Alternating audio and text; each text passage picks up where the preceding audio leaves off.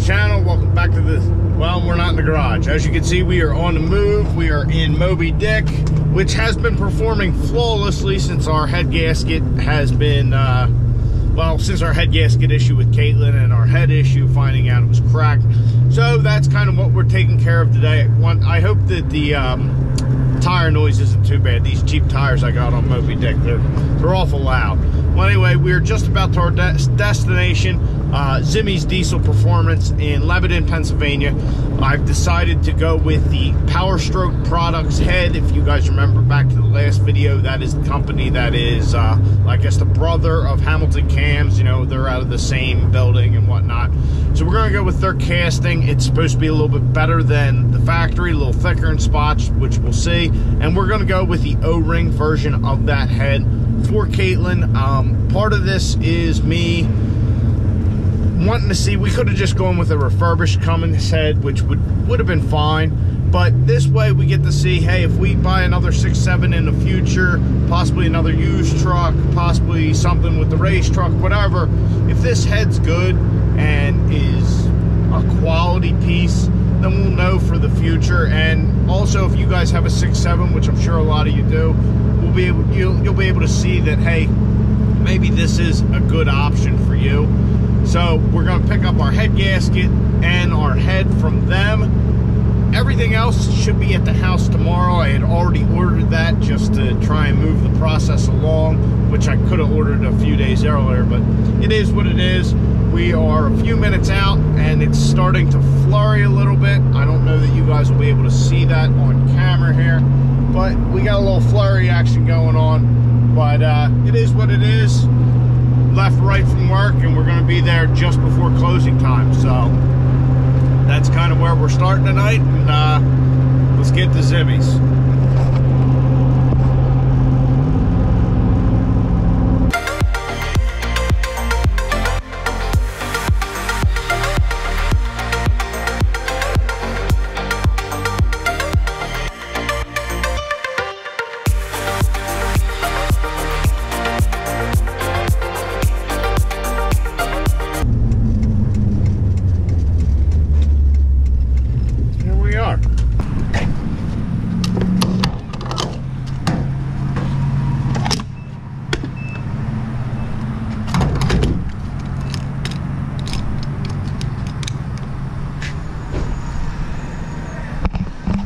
Alright, so we had to get a little fuel, but we have the head in the back of the truck, which I'll show you now.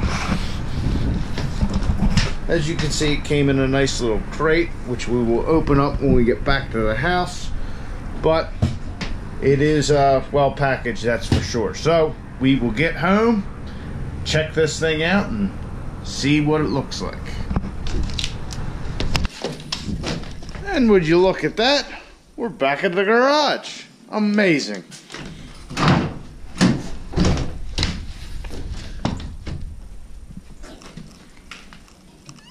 Cap's definitely seen better days, at least these little struts, but luckily we have our custom clamping device.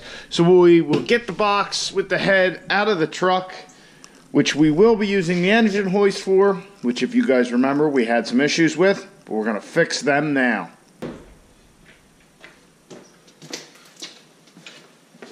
So if you guys remember the last time when we pulled the head, the next day went to take the head and put it in the back of the truck, and this thing just didn't want to work, well, the jack's shot. So we got a new one, but it's an upgrade. I'll explain that in a minute. I got our two jacks laid here. As you can see, they are a little different, but they are quite a bit the same. Basically, they're both 8-ton jacks, the same size. This is a direct replacement. It's from Strongway, got it from Northern Tool.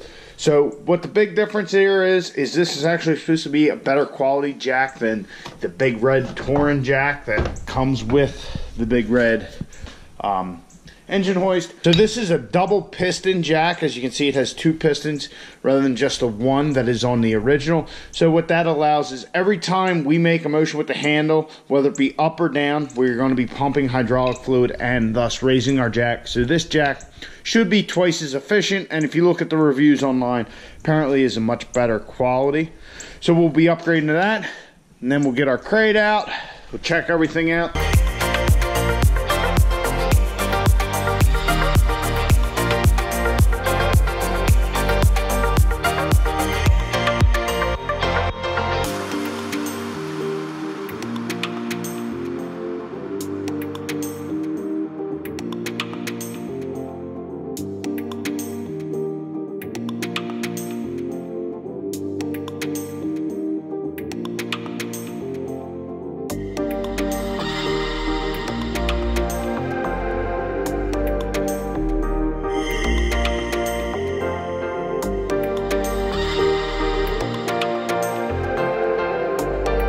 Looked over the head a good bit. I got the one off of our industrial engine sitting there, and the one off of Caitlyn is standing up. So as you can see, anywhere where a gasket or whatever, anything like that would sit has been milled and machined. It looks pretty good. Here's the exhaust port side. Everything seems flat and true. It seems as though it has every hole that our two heads have. Now that being said, the coolant port up here is the same as the industrial head. It is not the same as the head on mine. Now the guys at Powerstroke products who have this cast for them right here say it will work. And as you can see there on the part thing itself, the nomenclature or whatever, it is for 2007.5 to 2016. So this is the O-ringed head. So as you can see, here's the O-rings. And what the O-rings do is it uses a factory Cummins gasket, and this will actually bite into the gasket itself to give us a little better sealing on that. So the only thing I really don't like about it is this right here. As you can see, it is a Chinese casting, but that being said, the guys at Powerstroke products assured me they work very closely with them to make sure everything is the way it should be. And apparently, like where we got our cracks for our valve seats, apparently somewhere in here it's thicker. Not 100% sure where, but that's what they assured me. And the only reason they go to China is because it would be too expensive to do it in the States, and basically everybody'd find another alternative. So I've heard good things about Powerstroke products. Like I said previously, it is the brother of the guy with Hamilton Cams. They're apparently in the same building down in Texas. So I haven't heard any negative reviews, so hopefully this thing is good. But I can't see any reason it wouldn't be. I don't like the fact that it's Chinese, but pretty much other than getting a Cummins reman head, which basically we're going to possibly have the same problem down the road, I figured we'll give this a shot, and if we ever need a new head for the race truck and this thing's good, that makes a viable option.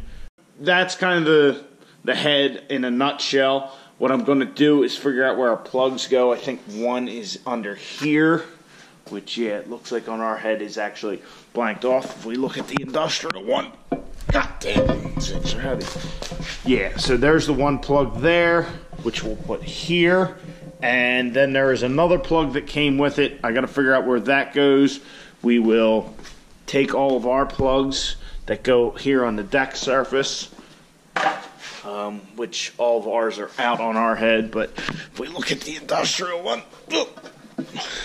but we will transfer all of these over and just get everything ready to put it in. I have gotten some engine enamel, so what I think I'm going to do is try and mask off anywhere and any bolt holes and try and paint the thing with this engine enamel, which I am going to have to close the garage doors, turn the heater on, so hopefully we can get it warm enough in here, get that painted up so, we don't just have a rusty mess underneath the hood.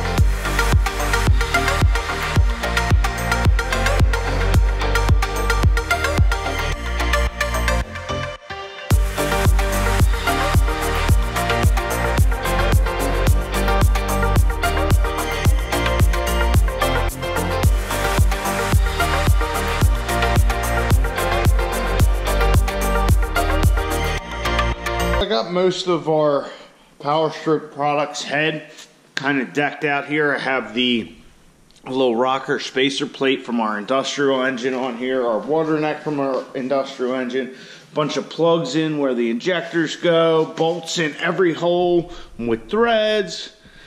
And I was going to start here on the exhaust side, and I noticed something fishy. So if you guys look on our two heads here, see there's a freeze plug here and here on both engines. So between, what's this? Between 3 and 4, and between 1 and where your thermostat goes. And, well, between 1 and your thermostat housing, I guess you'd call it. Well, if you look on our Powerstroke products head, see, let me grab a screwdriver here.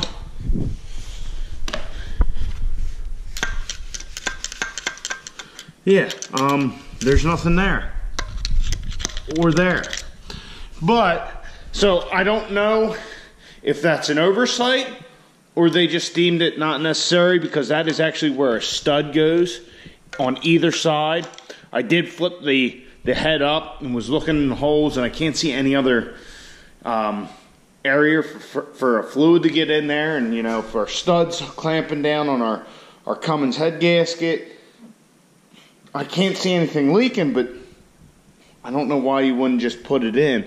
All the other freeze plugs, like under each exhaust port here, in the front here, these two are there, but these two are not. And like I said, I don't know if that's an oversight or if it's just what they do. So I gotta call Powerstroke products tomorrow and find that out. So needless to say, that's not a little road bump. That's like a stop work. I don't want to start painting this thing, and here it's not right. But everywhere else, it seems to have what it should. So I don't know. Maybe that's just something they deemed they didn't need to put in there. I don't know why. They seem way more obvious than these on the exhaust ports. I mean, they're right out in the open. But like I said, that is... Of course, this isn't long enough. Grab this bad boy. But like I said, that's where a head stud goes. So maybe they just said, "Fuck it." I really don't know. I'm not. That's irritating. It's extremely irritating.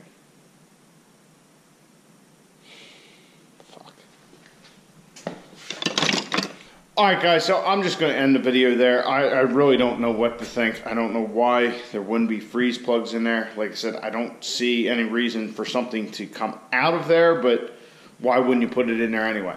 So tomorrow I'm going to call Powerstroke products. I'm going to call Zimmy's where I got the head. I'm going to get some answers before I go any further, and maybe we'll make another run up to Zimmy's to return this thing and just swing by Cummins on the way home. I don't know. It's late. Now I'm irritated. Fuck. Alright, well, tune into the next episode for some answers on this, and